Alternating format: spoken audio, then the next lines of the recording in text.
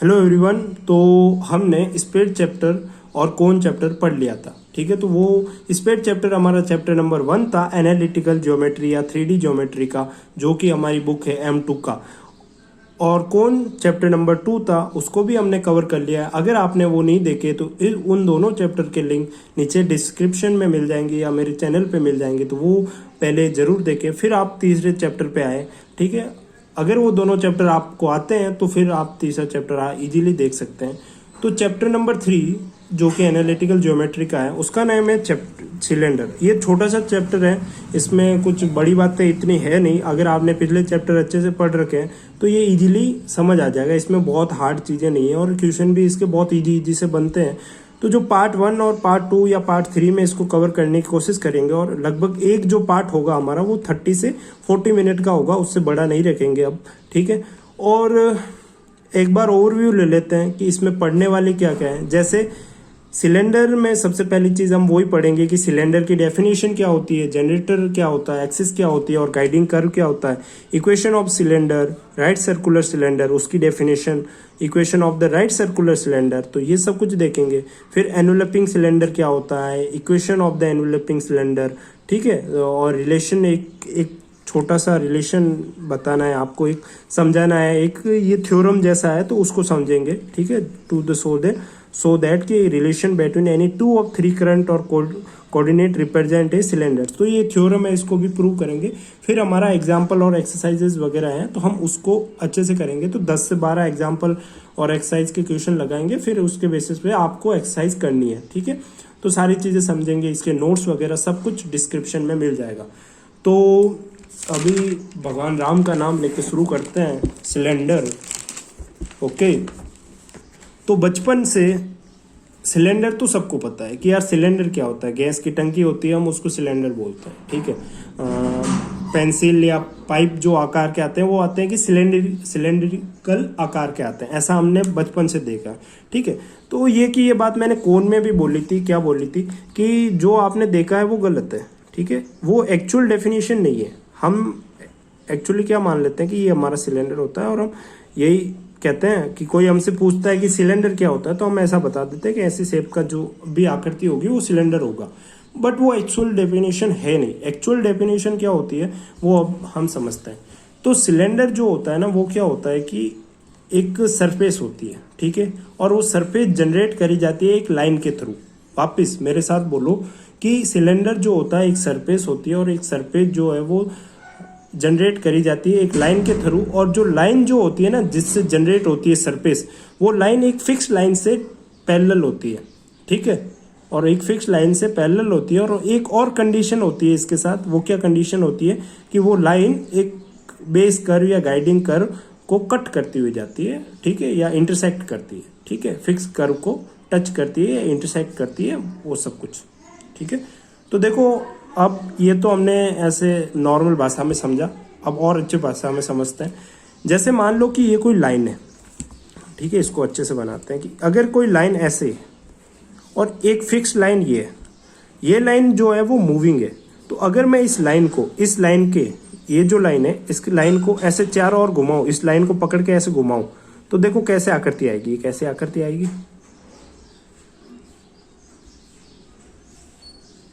ऐसा शेप आएगा, ठीक है। तो ये डेफिनेशन से क्या कहना चाहता है कि ये कहना चाहता है कि एक फिक्स लाइन से एक मूविंग लाइन जो होती है वो एक फिक्स डिस्टेंस पे होती है, और उस मूविंग लाइन को अगर हम चारों तरफ उस फिक्स लाइन के घुमाएं, ठीक है, तो हमारे पास एक सरफेस जनरेट होती है, ठीक है। हम उसको क्या बोलते हैं, सिलेंडर बोलते हैं। ऐसा इसने एक आम भाषा में कहा है। तो देखो डेफिनेशन वापस से सुनते हैं। A cylinder is the surface, ठीक है। क्या होती है, एक सरफेस होती है generated by a straight line which is the parallel to fix straight line, ठीक है। किसके पैरेलल होगी, फिक्स स्ट्रेट लाइन। और जो फिक्स स्ट्रेट लाइन होगी हम उसको बोलते हैं axis. And satisfy one more condition, एक और कंडीशन को सेटिस्फाई होना चाहिए अगर सिलेंडर बनाना है, तो वो क्या होना चाहिए, इंटरसेक्ट ए फिक्स कर्व, ठीक है। एक फिक्स कर्व को इंटरसेक्ट करनी चाहिए या टच ए गिवन सरफेस। जैसे देखो ये क्या है, ये सर्कल है, तो ये लाइन जो है वो इसको इंटरसेक्ट कर रही है कि नहीं कर रही, इसको सर्कल को कर रही है। तो ऐसा भी हम कह सकते हैं, ठीक है। तो ऐसी ये डेफिनेशन आपको क्लियर होगी आई होप, ठीक है। तो जो मूविंग लाइन होती है उसको हम बोलते हैं जनरेटर, और फिक्स लाइन जो होती है वो होगी एक्सिस, और जो फिक्स कर्व होता है नीचे उसको हम बोलते हैं गाइडिंग कर्व। थोड़ा सा आप 3D में इमेजिन करना कैसे चीज़ें हो रही है, ठीक है, आपको पता चल जाएगा। फिर उसके बाद अगर आपको ये डेफिनेशन नहीं समझ आई तो एक और डेफिनेशन है। वो क्या डेफिनेशन है कि is a set of a line, cylinder क्या है कि set of a line which passes through a given curve are parallel to a fix line. ये बहुत इजी सी डेफिनेशन। ये क्या कहता है कि जो लाइन्स है, बहुत सारी लाइनों का सेट होता है सिलेंडर, और वो लाइनें कहाँ से जाती है, एक फिक्स कर्व से जाती है। जैसे ये कोई कर्व है, नीचे ये कोई कर्व है, तो ये कर्व से जाती है, और ये सारी की सारी लाइनें पैरेलल होगी एक फिक्स लाइंस के, ठीक है। तो ये कहना चाहता है। तो बहुत ही इजी सी डेफिनेशन है, आपको इतना रटने की जरूरत है नहीं, समझने की जरूरत है। हमें बस ये ध्यान रखना है कि जो फिक्स लाइन होती है वो हमारी होती है एक्सिस, और जो मूविंग लाइन होती है हम उसको बोलते हैं जनरेटर, और जो फिक्स कर्व होता है हम उसको बोलते हैं गाइडिंग कर्व या बेस कर्व। कोन में भी मैंने एक बात बताई थी कि जो बेस कर्व या गाइडिंग कर्व होता है, अगर वो चेंज हो जाए तो उसका नाम भी चेंज हो जाता है। जैसे हमने देखा था कि राइट सर्कुलर कोन, इलिप्टिकल कोन, ठीक है। तो सेम टू सेम सिलेंडर में भी वो का वो केस है। अगर सर्कल है नीचे, ठीक है, गाइडिंग कर्व, तो हम बोलेंगे उसको सर्कुलर सिलेंडर। अगर इलिप्टिकल शेप है तो हम उसको बोलेंगे इलिप्टिकल सिलेंडर। और अगर पैराबोला नीचे जो बेस कर्व है हमारा, तो हम उसको बोलेंगे पैराबोलिक सिलेंडर, ठीक है। ये सिंपल सी बात है, आपको क्लियर होगी, इसमें समझने की क्या बात है। तो जैसे जैसे बेस कर्व चेंज होता है उसका सिलेंडर भी चेंज होता रहता है। तो इसलिए आपको हमेशा ये बताने की जरूरत नहीं है कि सिलेंडर ये होता है, क्योंकि अगर बेस कर्व चेंज हो गया तो सिलेंडर का शेप भी चेंज हो जाएगा, ठीक है। तो डेफिनेशन आपको समझ में होनी चाहिए कि एक्चुअल सिलेंडर की डेफिनेशन क्या है, वो आपको आई होप समझ आ गई होगी। क्वाड्रेटिक सिलेंडर, क्वाड्रेटिक सिलेंडर क्या होता है कि अगर किसी भी सिलेंडर की अगर इक्वेशन हम आगे निकालेंगे, इक्वेशन निकालना सीखेंगे अगले ही पॉइंट में, तो अगर वो क्वाड्रेटिक आ जाए इक्वेशन, तो हम ऐसे सिलेंडर को क्वाड्रेटिक सिलेंडर बोलते हैं, ठीक है। एक नाम है, छोटा सा नोट है, आप लिख लो कहीं पे अगर। तो a cylinder whose equation is of the second degree in x y z is called a quadratic cylinder. Easy सी बात है, इसमें क्या कुछ लफड़े वाली बात ही नहीं है, ठीक है। आगे जो है वो इक्वेशन ऑफ ए सिलेंडर वाला टॉपिक पढ़ते हैं। ये चीज हमने equation of cone, equation of sphere भी पढ़ रखी है। अब देखो रेफरेंस, जब मैंने कोन पढ़ाया था तब मैंने एक बात कही थी कि हम ये डेरिवेशन निकालना सीखते हैं ना, तो हम प्रोसेस सीखते हैं। तो हमें यहाँ पे प्रोसेस सीखना है कि प्रोसेस किस तरह से करेंगे, ठीक है, ताकि हम इस प्रोसेस का यूज करके क्वेश्चंस कर सके। आपको रटना नहीं है कि सिलेंडर की इक्वेशन क्या आएगी, ठीक है। मैंने कोन में भी ये बात बोली थी।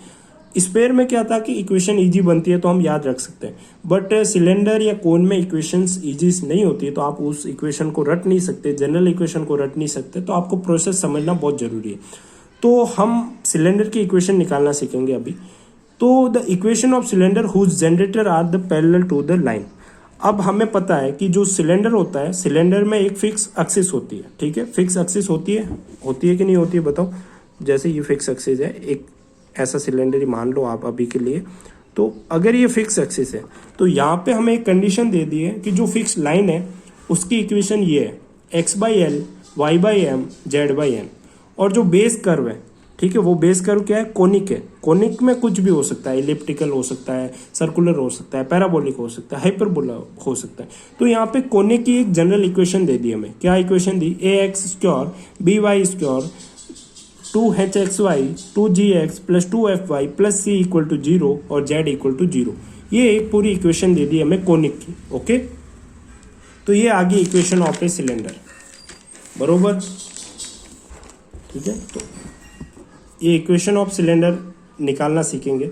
तो हमें क्या क्या दे रखा है, एक फिक्स लाइन है तो फिक्स लाइन की ये इक्वेशन दे रखी है हमें, ठीक है, और नीचे ये दे रखा है। तो अगर हम जनरेटर की इक्वेशन निकाल लें, ठीक है, और फिर आगे प्रोसेस करते हैं, तो सबसे पहला आपको निकालना है जनरेटर की इक्वेशन। तो मैंने जनरेटर पे कोई पॉइंट मान लिया P और उसके कोऑर्डिनेट मान लिए x1, y1 और z1, ठीक है।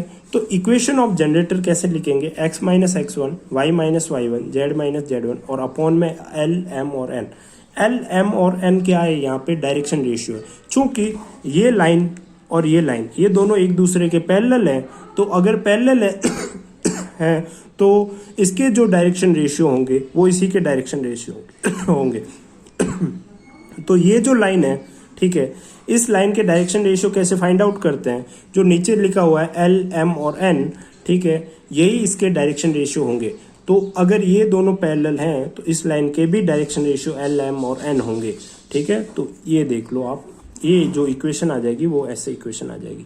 ये इक्वेशन आपको लिखना आना चाहिए अभी तक, अगर नहीं आता है तो एक बार आप अच्छे से कहीं जाके सर्च करें गूगल वगैरह पे, या पिछले वाले चैप्टर से मैं कब से बताते आ रहा हूँ स्पीड से, ठीक है। तो ये इक्वेशन अभी तो आपको लिखना आना चाहिए, ठीक है। तो इस तरह से इक्वेशन, जनरेटर की इक्वेशन हमने इस तरह से बनाई, x minus x one upon l, y minus y one upon n m, और z minus z one upon n, ठीक है। अब ये इक्वेशन आ गई। अब क्या है कि जो जनरेटर जो बेस कर्व दे रखा था वो हमें ये दे रखा था, उसकी इक्वेशन ये थी जो कि कोनिक था हमारा, ठीक है, उसमें z इक्वल टू 0 था।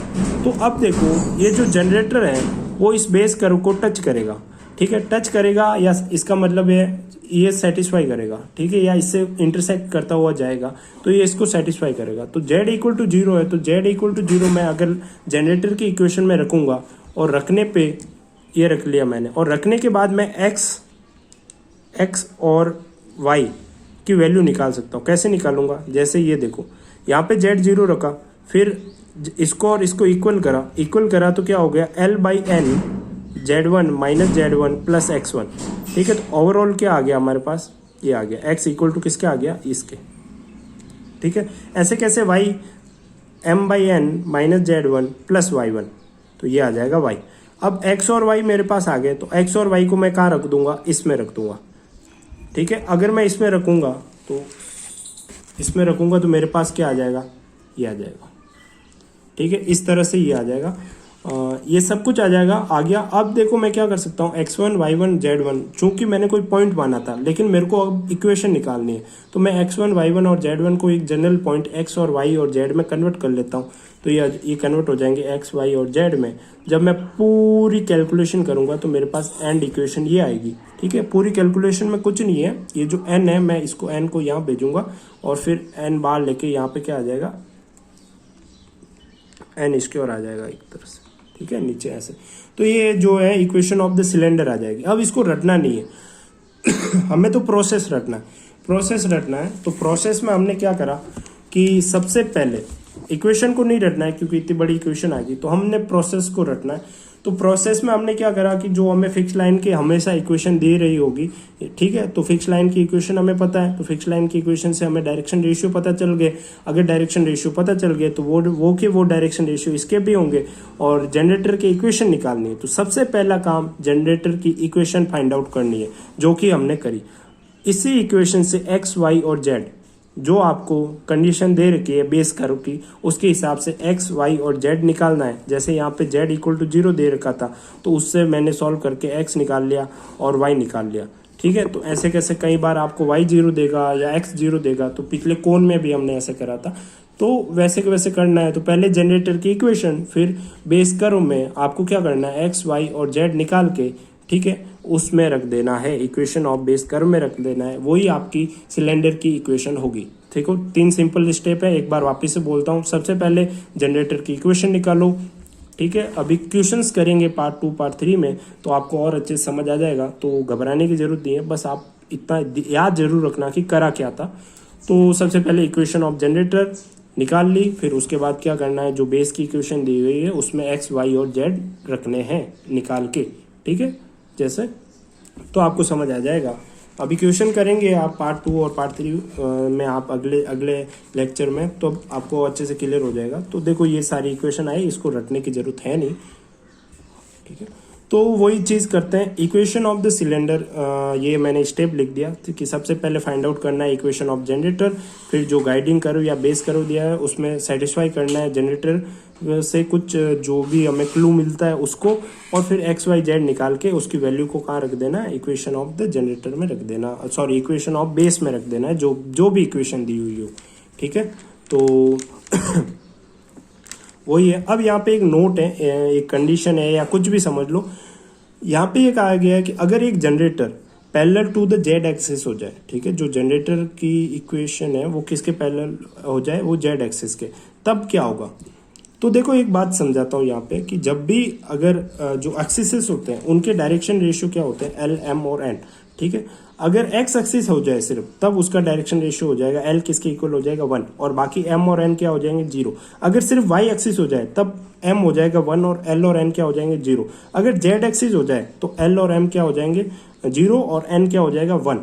तो यहाँ पे ये कह रहा है कि जो एक्सिस है ना वो एक्सिस हो जाए अगर जेड एक्सिस, ठीक है, जेड एक्सिस हो जाए तब इक्वेशन क्या आएगी, ठीक है, तब इक्वेशन क्या आएगी सिलेंडर की। तो वो देखते हैं अपन, सिंपल सी चीज़ है। जैसे ये रहा कि ये नोट किया था हमारा कि equation of cylinder when the generator is the parallel to the z axis. Z axis के पैरेलल होने का मतलब जो फिक्स लाइन है हमारी, जो एक्सिस है वो क्या हो जाए जेड एक्सिस हो जाए। तो जेड एक्सिस हो जाए तो मैंने पहले ही कहा था एन क्या हो जाएगा 1 और एल 0 और एम 0 हो जाएगा, ठीक है। तो जनरेटर की इक्वेशन कैसे लिखते हैं, जनरल इक्वेशन ऐसे लिखते हैं, तो एल 0 और एम 0, तो इन दोनों के नीचे तो 0 0 और एन क्या हो जाएगा 1 1 ही हो गया। तो इससे क्या होगा, जब आप x निकालने जाओगे तो x किसके इक्वल आ जाएगा x1, और y निकालने जाओगे तो किसके इक्वल आएगा y के।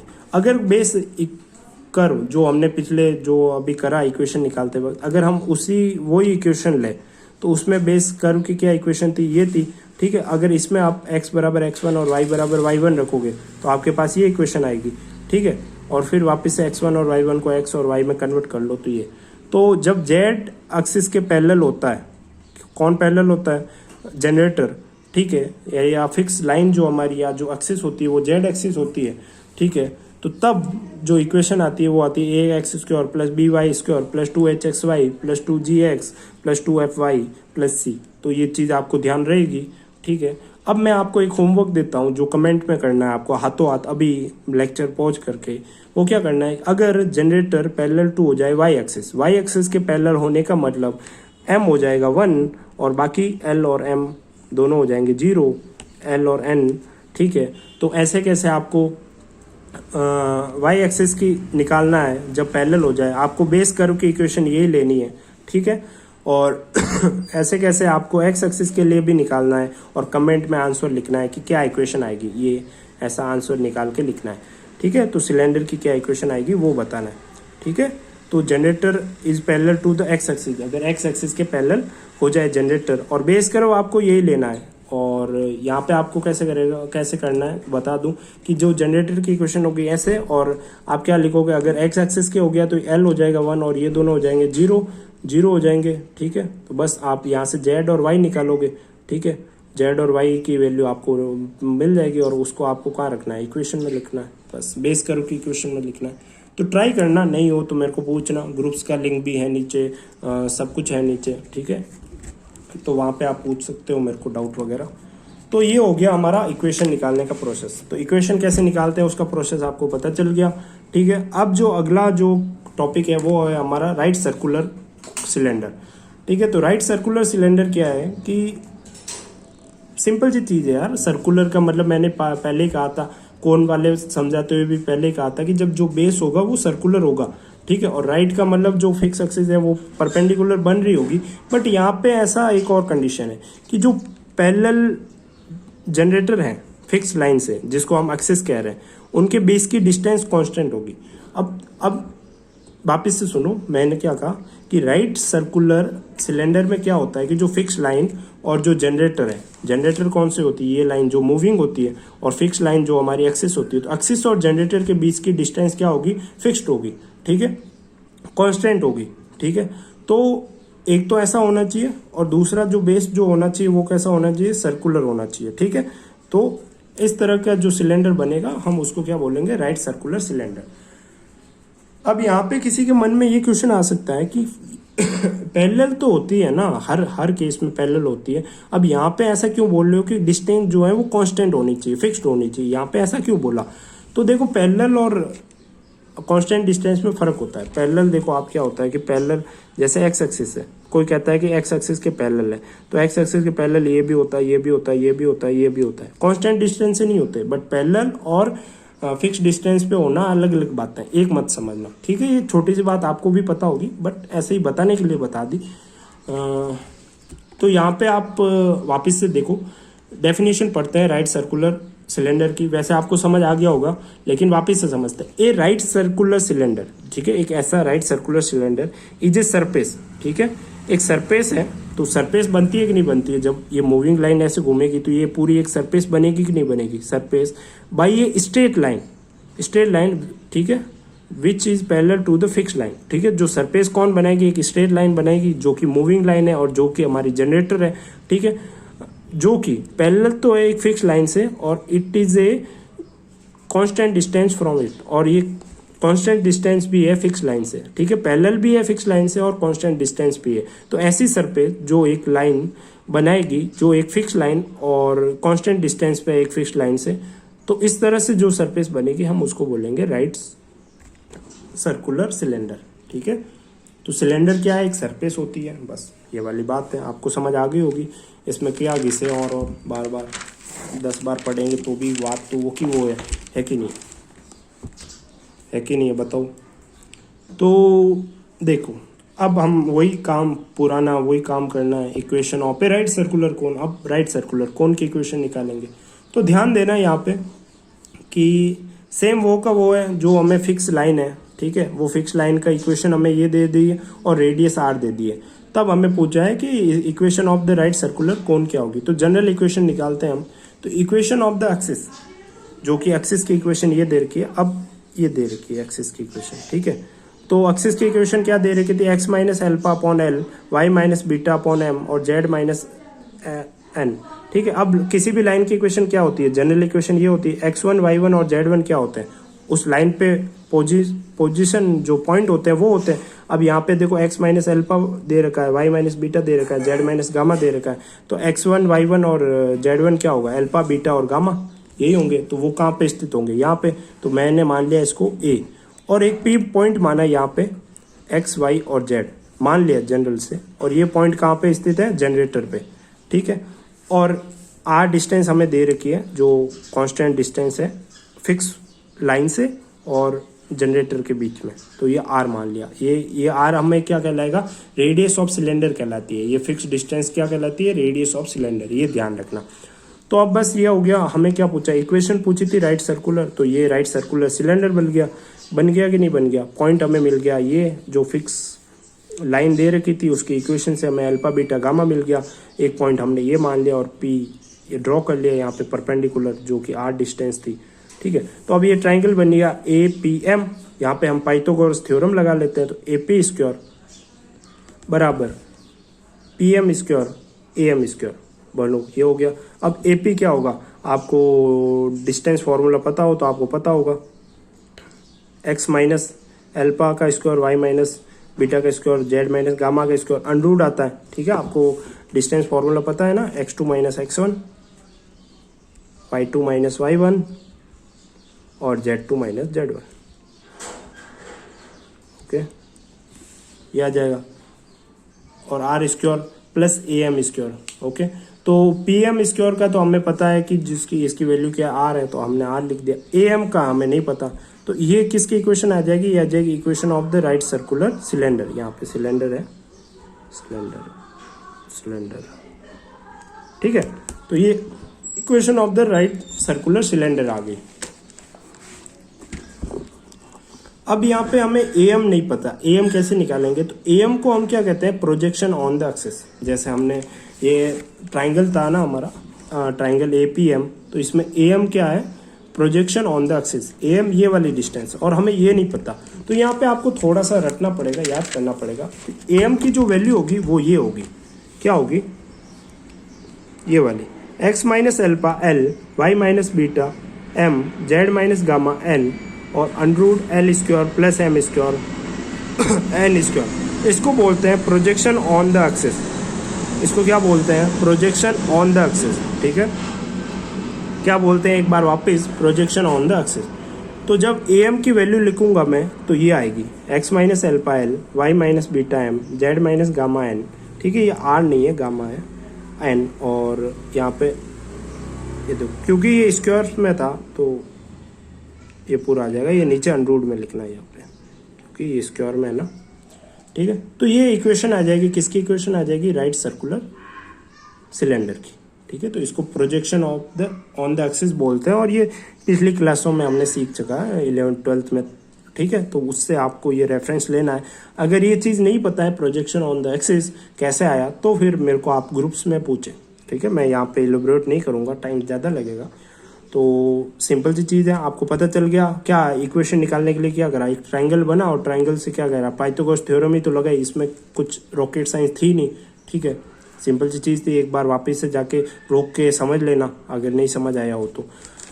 अगले एक कंडीशन लेते हैं, फिर पार्ट 1 हमारा ख़त्म हो जाएगा, यहीं पे ख़त्म करेंगे राइट सर्कुलर पे, फिर अगले पार्ट में आगे दूसरे टॉपिक समझेंगे।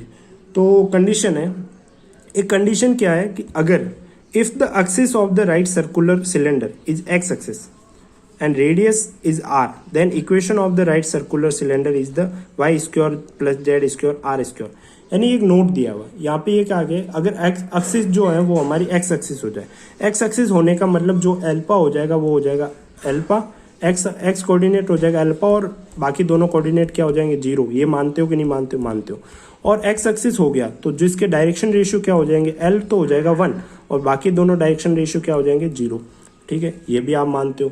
तो जो इक्वेशन होगी, ठीक है, राइट सर्कुलर सिलेंडर की, तो वो इक्वेशन क्या थी, ये इक्वेशन थी। तो यहाँ पे एल की जगह तो रख दो 1, एम एन 0 0 हो जाएगा, नीचे आ जाएगा 1, आर स्क्वायर तो आर स्क्वायर ही है, यहाँ पे भी अल्फा और ये दोनों 0 0, तो यहाँ पे कितना आ जाएगा वाई स्क्वायर और जेड स्क्वायर।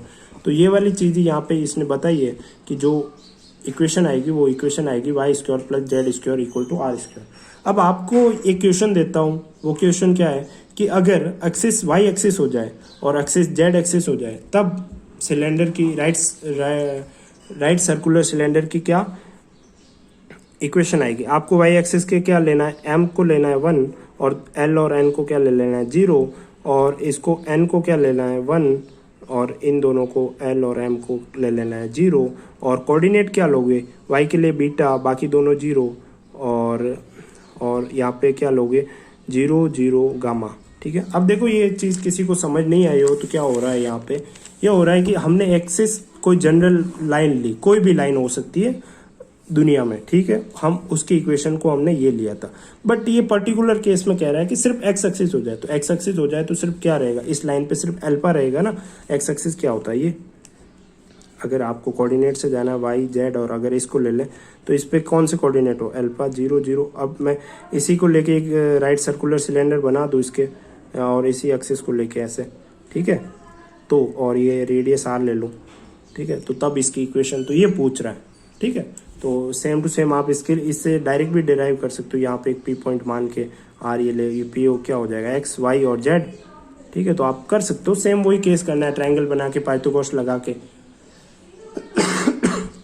तो इसमें कोई बड़ी बात है नहीं, ठीक है। तो एक क्वेश्चन कर लेते हैं, फिर एंड करते हैं पार्ट 1, फिर पार्ट 2 में मिल देंगे और फिर पार्ट 3 में भी मिलेंगे। पार्ट 2 में कुछ टॉपिक्स और क्वेश्चंस कर लेंगे, फिर पार्ट 3 में कुछ ढेर सारे क्वेश्चन करेंगे और चैप्टर ख़त्म कर लेंगे। तो मेरे साथ बने रहना है, कहाँ तक चैप्टर एंड होते तक भाई। तो यहाँ पे देखो क्या कह रहा है, फाइंड द इक्वेशन निकालनी है, ठीक है। किसकी इक्वेशन निकालनी है, इक्वेशन निकालनी है राइट सर्कुलर सिलेंडर की। अच्छा उसकी रेडियस कितनी है, उसकी रेडियस 2 है।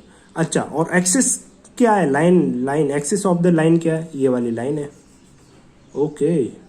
तो जो एक्सिस है उसकी लाइन की इक्वेशन हमें दे रखी है। अच्छा ये नीचे लिखा हुआ क्या होता है, ये होते हैं एल एम और एन, जिनको हम बोलते हैं डायरेक्शन रेशियो। 1 2 ये क्या है, x1 y1 और z1, ठीक है, या अल्फा बीटा गामा। तो ये क्या हो जाएंगे, अल्फा बीटा और गामा मेरे ये हो जाएंगे और एल एम और एन ये हो जाएंगे। आर मेरे को कितना दे रखा है 2, तो l square plus m square n square कितना होता है 9। ये क्यों निकाला, क्योंकि आगे फॉर्मूले में काम आता है, क्योंकि अभी अभी हमने निकाला है, क्या निकाला है, फॉर्मूला निकाला है राइट सर्कुलर सिलेंडर का। देखो आप फॉर्मूला याद रखो तो बढ़िया बात है, नहीं रखो तो आपको ऐसे बना देना है और आपको पता होना चाहिए कि प्रोजेक्शन ऑन द लाइन कैसे निकालते हैं। ए हम निकाल सकते हो तो आप पाइथागोरस से किसी भी बातों आज सिलेंडर बना के पॉइंट लिख के फटाफट आंसर निकाल सकते हो। बट जो फॉर्मूला है आप उसमें रखोगे तो सारे पॉइंट आ गए हमारे पास, अल्फा बीटा गामा आ गए, एल एम एन आ गए। तो बस फॉर्मूले में पुट आउट करना है, देख लो पुट आउट करोगे तो आपके पास ये इक्वेशन आ जाएगी। यही तो पूछा था। अब फॉर्मूला नहीं याद तो एक बार वापस से देख लो फॉर्मूला क्या था। फॉर्मूला ये था x minus alpha y minus beta z minus gamma r square, x minus alpha l y minus beta m z minus gamma n l square plus m square n square. l m और n क्या है, direction ratio है किसके, axis के। Okay, किसके, axis के। Alpha beta gamma क्या है, पॉइंट्स है, कहाँ पे स्थित है, एक्सिस पे। ठीक है, तो ये ध्यान रखना, अल्फा बीटा गामा यहाँ पे लिख दो, point on axis, point on axis. L m n direction ratio of the axis, बस इसमें रखो और काम हो जाएगा। सिंपल चीज़ है। तो पार्ट 3 हमारा खत्म है, बाकी क्वेश्चंस एक्सरसाइज पूरी करेंगे तो अच्छे से समझ आ जाएगा। अच्छे से 12-13 क्वेश्चन लेंगे तो सारी चीज़ें आपको क्लियर हो जाएगी। ओके, तो यही था, एक बार रिवीजन ले लेते हैं कि क्या क्या पढ़ा। पार्ट 1 हमारा कंप्लीट, तो रिवीजन ले लेते हैं थोड़ा सा। डेफिनेशन देखी, सिलेंडर की डेफिनेशन क्या होती है हमने देख लिया, क्या होती है भाई साहब कोई बताएगा? कि वही है, तो एक सरफेस होता है सिलेंडर जो एक मूविंग लाइन से होता है, और वो मूविंग लाइन एक पर्टिकुलर लाइन के पैरेलल होती है, बस यही बताना होता है। और एक और कंडीशन उसके साथ ऐड करी जाती है, वो क्या करी जाती है कि वो जो मूविंग लाइन है वो इंटरसेक्ट करती हुई जा रही होगी एक बेस कर्व को, जिसको हम गाइडिंग कर्व भी बोलते हैं। जनरेटर किसको बोलते हैं, एक्सिस किसको बोलते हैं, गाइडिंग कर्व किसको बोलते हैं, ये पिछले चैप्टर से हमारे कॉन्सेप्ट क्लियर है और इसमें भी बता दिया। एक्सिस जो है वो हमारी फिक्स लाइन, जनरेटर जो है हमारा वो जो मूविंग लाइन, और गाइडिंग कर्व जो नीचे बेस कर्व होता है वो इक्वेशन ऊपर भी हो सकता है, बेस कर्व ऊपर नीचे दोनों तरफ होता है। ठीक है, तो equation of a cylinder, cylinder की इक्वेशन निकालने का हमने प्रोसेस देखा। क्या प्रोसेस देखा? सबसे पहले क्या करते हैं कि जनरेटर की इक्वेशन निकालते हैं, जनरेटर की इक्वेशन से एक्स और वाई निकाल देते हैं और फिर उसको किस में रख देते हैं, बेस की इक्वेशन में रख देते हैं। तो इस तरह से हमने इक्वेशन ऑफ सिलेंडर निकालना सीखा। फिर हमने क्या सीखा, राइट सर्कुलर सिलेंडर। तो राइट सर्कुलर सिलेंडर की डेफिनेशन वगैरह देखी कि क्या डेफिनेशन होती है, और जो इसमें ये खास बात थी कि जो फिक्स लाइन और जो मूविंग लाइन है दोनों के बीच पैरेलल तो होती है, बट एक फिक्स डिस्टेंस पे पैरेलल होता है। ठीक है, ये चीज़ ध्यान रखना। और सर्कुलर है तो इसका मतलब जो बेस कर्व होता है वो सर्कुलर कोनिक होता है। ठीक है, equation of the right circular cylinder, तो पाइथागोरस थ्योरम लगा के हमने निकाला था। कैसे निकाला था? पाइथागोरस थ्योरम लगा के हमने लाइन की इक्वेशन दे रखी थी, अल्फा बीटा गामा किस पे स्थित है, लाइन पे, और पी हमने गाइडिंग कर्व पे मान लिया था, तो इस तरह से निकाला था।